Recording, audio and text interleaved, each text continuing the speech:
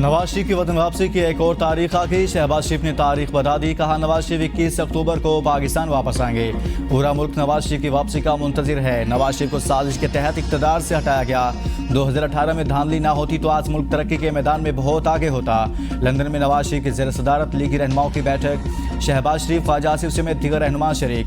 Meeting में नवाज शरीफ की वतन वापसी और इंतखाबात के अलावा दीगर अहम उमूर पर मुशावरत।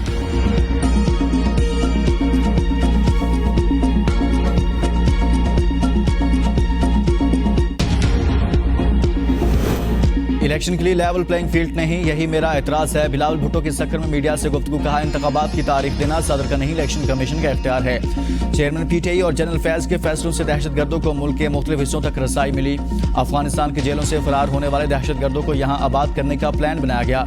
क्या इन्हें यह अंदाजा नहीं था कि वो साबिक टीटीपी और साबिक अलकायदा के दहशतगर्दों को फाटा में आबाद करेंगे तो कितनी देर में कराची पहुंच जाएंगे। गलत फैसले करने वालों का मुहासबा होना चाहिए। गलत फैसले में सियासतदान मुलविस हैं तो हम एहतसाब करेंगे। अगर कोई और मुलविस है तो इनका इदारा एहतसाब करे।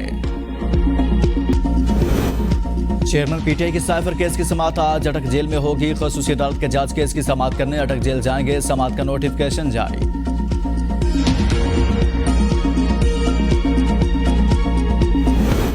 पाकिस्तानी शायकीन के लिए खुशखबरी। भारत की फतह ने पाकिस्तान के लिए कैलकुलेशन आसान बना दी। रन रेट की फिक्र किए बगैर बस श्रीलंका से मैच जीतना लाजमी। दोनों टीमें कल कोलंबो में मद्दे मुकाबला आएंगी।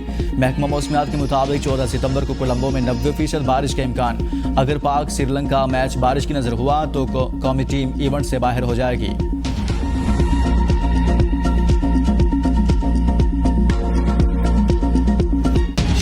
कवाली उस्ताद नुसरत फतेह अली खान की आज सालगिरह। आरिफाना कलाम, गीतों, गजलों और कवालियों से दुनिया को अपना गर्विदा बनाए रखा। नाम Guinness book of world record में भी शामिल है। सदारती अवार्ड बराए हुस्न कारकर्दगी समेत बेशुमार मुल्की और आलमी अवार्ड से नवाजा गया।